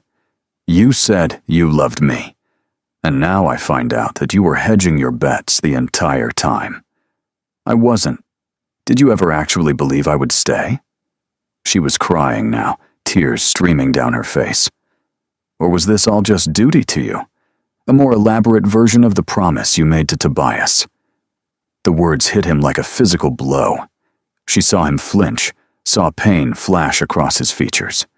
"Don't say that," he said quietly. "You know that's not true." "I don't know anything anymore." Footsteps in the hallway. The dowager's voice, sharp with concern. "What is happening here?" The servants said they heard shouting. Maren turned, blindly pushing past the older woman, ignoring Linnea's startled cry from somewhere behind her. She ran through corridors that blurred with tears, upstairs that seemed endless, until she reached her chambers and slammed the door against the world. She didn't sleep that night. She sat by the window, watching the stars wheel overhead, replaying every moment of the past months, every kind word, every gentle touch, every promise that suddenly seemed hollow. Had any of it been real? Or had she simply been so desperate for love that she had invented it? By morning, her decision was made. She packed quietly, taking only what she had brought with her. The borrowed dresses, the beautiful gowns, the Ashworth sapphires, all remained in their places. She left the Byron book of poetry on her pillow, unable to bear the reminder. The letter she wrote was brief. "Hadrian, I release you from your promise to Tobias. Whatever duty you felt has been discharged. Please do not search for me." Maren slipped from the house before dawn, when only the kitchen servants were stirring. A carriage was easy enough to arrange. Money was harder. But she had enough for a ticket on the public coach, and pride enough to refuse anything that came from him. As the carriage pulled away from Dunmore Hall, Maren allowed herself one last look at the great house, silhouetted against the gray winter sky. Somewhere inside, the man she loved was sleeping, unaware that she was leaving. Or perhaps he had expected this all along. Perhaps that was the cruelest truth of all. She turned away and did not look back. The boarding house in Whitcomb was clean, affordable, and utterly soulless. Maren took a room on the 3rd floor, barely large enough for a narrow bed and a single chair. She told the landlady she was a widow. The lie came easily, requiring no elaborate backstory, explaining both her mourning clothes and her solitude. For 3 days, she did nothing but exist. She slept. She stared at walls. She ate when the landlady insisted, though everything tasted like ash. On the 4th day, her mother found her. How Helena Calloway had tracked her to this anonymous corner of an anonymous town, Maren never learned. But suddenly, there she was, standing in the doorway of the cramped room, her traveling cloak still damp with rain. Maren. The sound of her name, spoken in that familiar voice, shattered the numbness completely. She fell into her mother's arms and wept. Helena held her through all of it. The sobs that racked her body. The incoherent attempts to explain what had happened. The fresh waves of grief that came whenever she thought she had finally emptied herself of tears. When the storm finally passed, her mother smoothed her hair back from her face with gentle fingers. "Tell me everything," Helena said, "from the beginning." So Maren told her. The marriage of duty, the slow transformation, the confession at the ball, the letter from the solicitor, the terror that she had been fooled again, had trusted where she shouldn't, had given her heart to someone who was only keeping it out of obligation. Helena listened without interruption. When Maren finished, she was quiet for a long moment. "Do you remember," she said finally, "when your father first began to change? When your stepmother started poisoning him against you?" Maren nodded, her voice too broken to speak. You came to me. You were 11 years old. You asked me why people stopped loving each other. And I told you that sometimes love isn't the problem. Sometimes fear is. I don't understand. Your father loved you. He still does, though he's too proud and too broken to admit it. But he was afraid. Afraid of your stepmother's displeasure. Afraid of conflict. Afraid of being alone again after I was gone. Helena cupped her daughter's face. Fear makes people do terrible things. It makes them hurt the ones they love most, because hurting them feels safer than losing them. You think Hadrian was afraid? I think a man who lost his closest friend, who carries guilt like a stone around his neck, who has spent years convincing himself he doesn't deserve happiness, might be terrified of believing it could actually last. Helena's eyes were gentle. You said he prepared for your departure, even after confessing his love. But did you ever consider that he might have done so, not because he expected you to leave, but because he was terrified you might? Maren stared at her mother as the words rearranged themselves in her mind. He told me he didn't know how to let me go, she whispered, and then he made preparations that would ensure you could leave comfortably whenever you chose, because giving you the option to leave was less frightening than believing you might stay. Helena smiled sadly. It's backwards logic. The logic of a wounded heart. But it makes a terrible kind of sense when you've been hurt badly enough. I ran. I left without giving him a chance to explain. Yes, I did exactly what he was afraid of. Yes. Maren clutched the letter to her chest, overcome. Oh God, what have I done? What people do when they're wounded. What your father did. What Hadrian did. Helena pulled her hands away. The question is what you do now. Do you keep running? Or do you go back and fight for what you actually want? What if he won't forgive me? Then at least you'll know. And knowing is always better than wondering. The rain continued to fall outside the grimy window. Maren thought of the library at Dunmore Hall, the garden where she had sung for him, the terrace where he had kissed her under stars that seemed to shine for them alone. I have to go back, she said. Yes, her mother agreed. You do. He may turn me away. He may. But I don't think he will. How can you be so sure?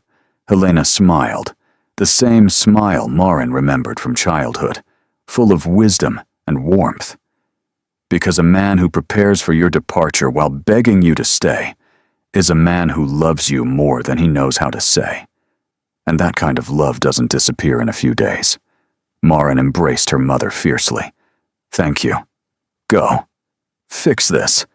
And then bring that husband of yours to visit me properly. I want to meet the man who managed to capture my daughter's heart. Despite everything, Maren laughed. She was on a coach to Dunmore by nightfall. The great house rose against the evening sky like a fortress. Maren stood at the gates, her traveling dress mud-spattered, and her hair escaping its pins, her heart pounding with a violence that made breathing difficult.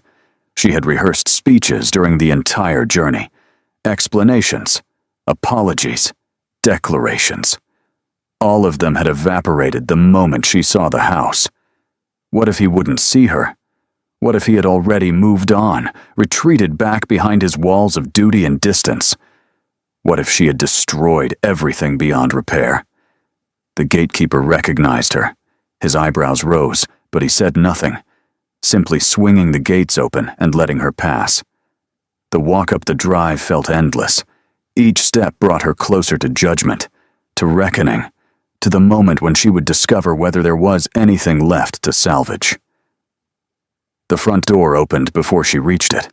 Linnea stood on the threshold, her face tear-stained, her expression flickering between fury and relief. You idiot, she said. You absolute, complete, utter idiot. Then she ran forward and embraced Maren so fiercely that Bones protested. I thought you were gone forever. I thought I'd never see you again. Hadrian has been destroying himself since you left.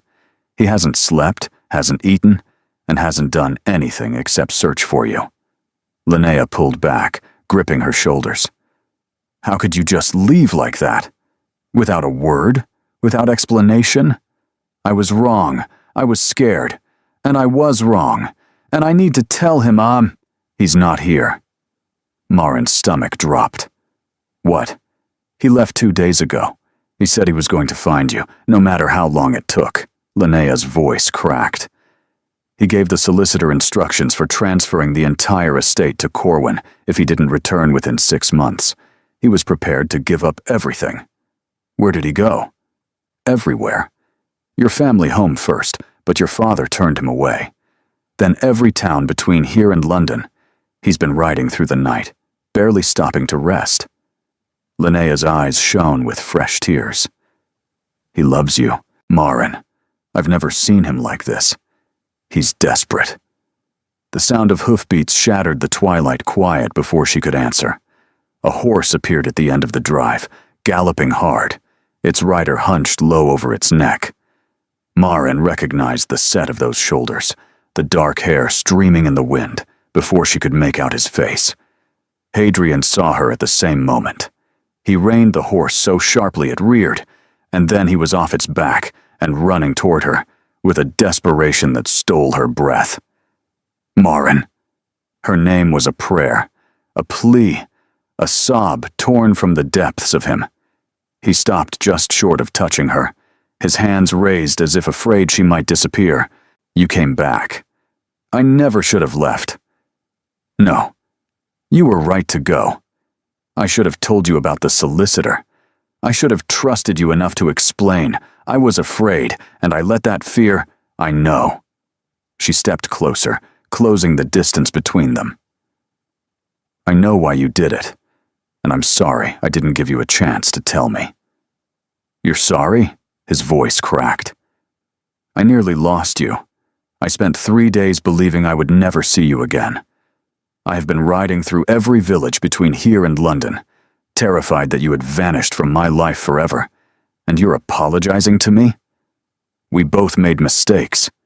My mistakes were greater. It's not a competition. Something broke in his expression. A sound escaped him, half laugh, half sob, and then his arms were around her, crushing her against his chest, his face buried in her hair. Don't leave me again, he whispered. Please, God, don't ever leave me again. I won't. She clung to him with equal desperation. I promise. No more running. No more escape routes. No more fear. He pulled back enough to look at her face, his hands cradling her head like something precious. I love you.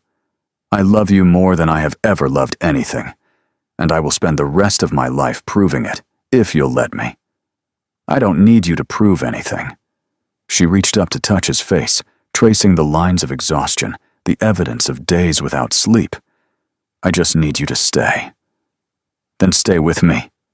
His voice dropped, urgent and raw. Not because of duty, not because of promises made to the dead. Stay because you choose to, because you want to, because this is where you belong. I belong with you, Marin said. Wherever that is, whatever it looks like, that's where I want to be. The kiss that followed was salt-stained and desperate, a collision of relief and joy, and the overwhelming gratitude of people who had nearly lost everything. Behind them, Linnea made a sound that was half cheer, half sob. The servants had gathered in the doorway, pretending not to watch, and somewhere in the shadows, the Dowager Duchess stood with her arms crossed and the smallest possible smile on her stern face. Well, she said, her voice carrying across the drive.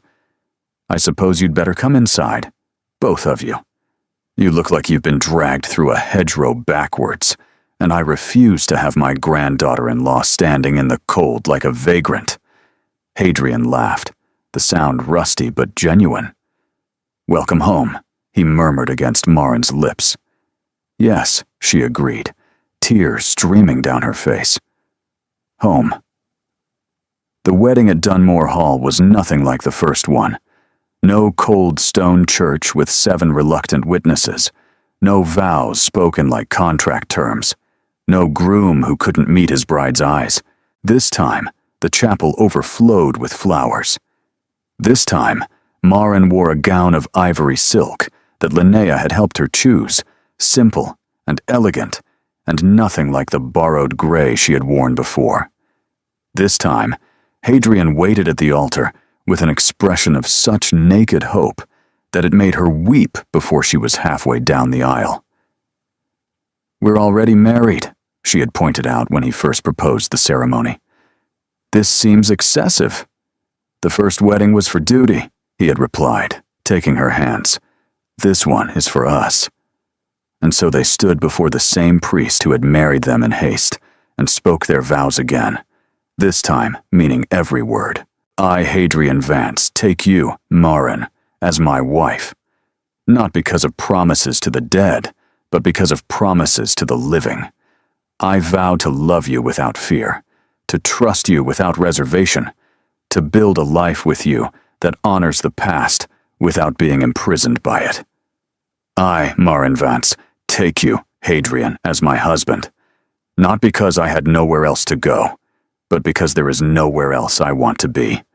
I vow to fight for us when it would be easier to run, to stay when it would be simpler, to leave, to remind you every day that you are worthy of love."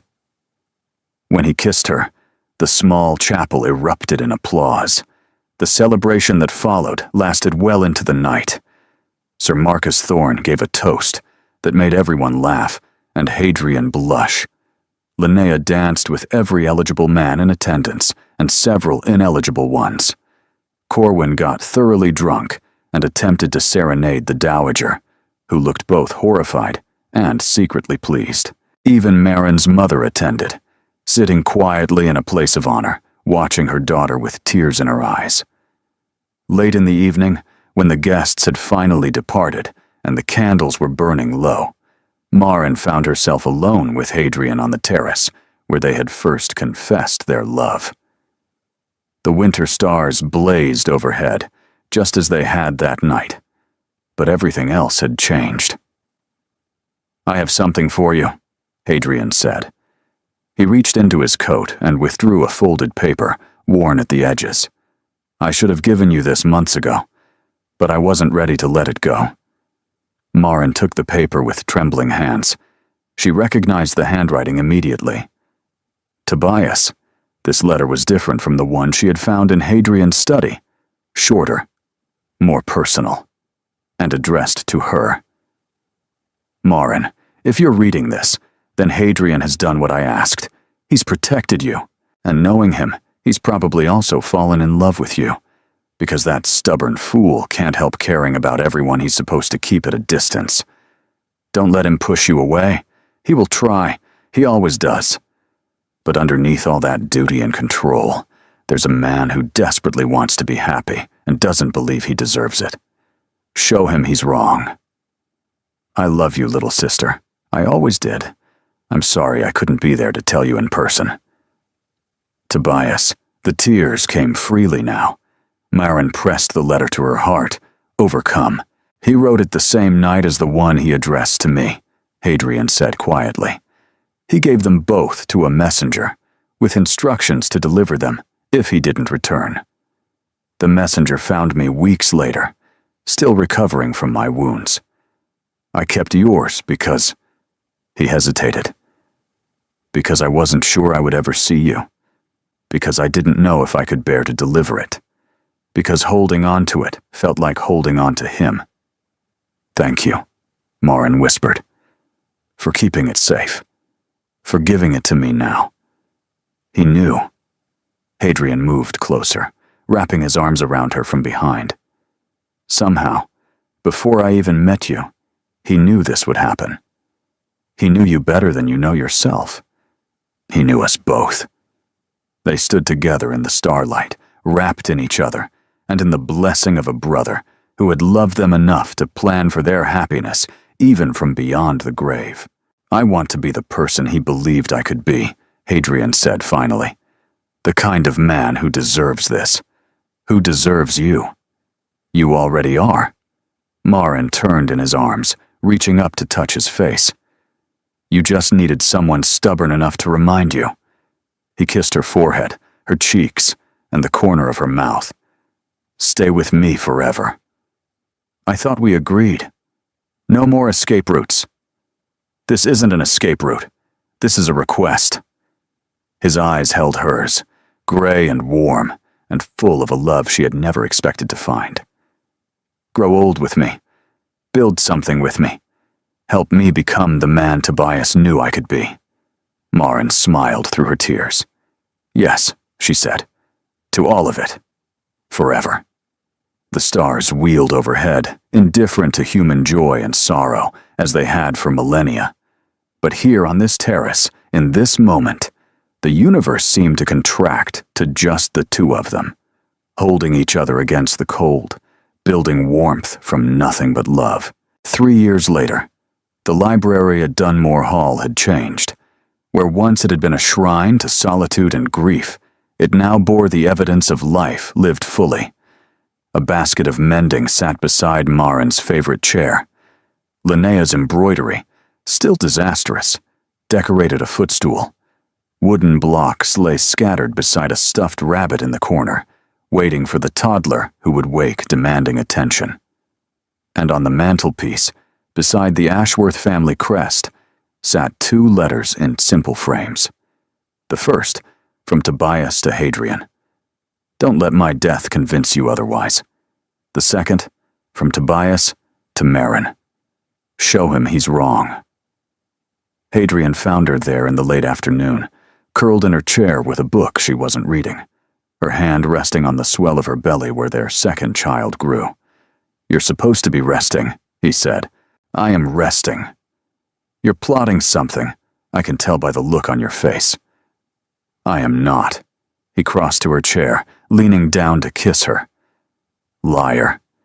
You have the same expression Linnea gets before she does something that will require me to apologize to someone. Marin laughed, reaching up to brush the silver threads that had begun to appear at his temples. 3 years of happiness had softened him, eased the rigid lines of his face, brought light back to eyes that had once held only shadows. I was just thinking, she said, about how close we came to missing this. We didn't miss it. Because you wouldn't let me go. Because you came back. He settled into the chair across from her, the same chair where they had sat that first night, when everything between them was still uncertainty and negotiation. You're the one who fought for us, Marin. I just held on and refused to let go. Their son's voice drifted from upstairs, high and demanding, followed by Linnea's answering laugh. The house that had once felt like a mausoleum now rang with noise and chaos and the unmistakable sounds of family. Tobias would have loved this, Marin said softly. He would have spoiled the children terribly and taught them all his worst habits. Hadrian's smile was bittersweet. But yes, he would have loved it. Outside the library windows, spring was arriving at Dunmore Hall. The gardens bloomed with the flowers his mother had planted. New growth pushed through soil that had seemed dormant forever.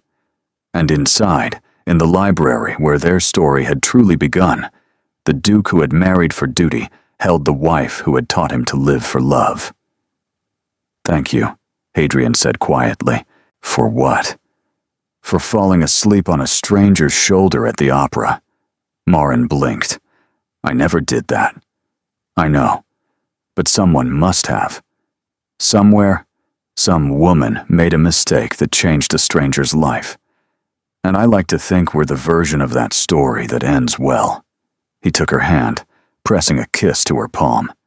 Our beginning was different, but the ending is the same. And what ending is that? He smiled, the full, unguarded smile that still made her heart skip. The one where we choose each other. Every day. Forever. Marin leaned forward and kissed him. Outside, spring continued its slow transformation. Inside, love did the same. And in the frames on the mantelpiece, Tobias Calloway's letters kept their silent watch, bearing witness to the happiness he had known they would find.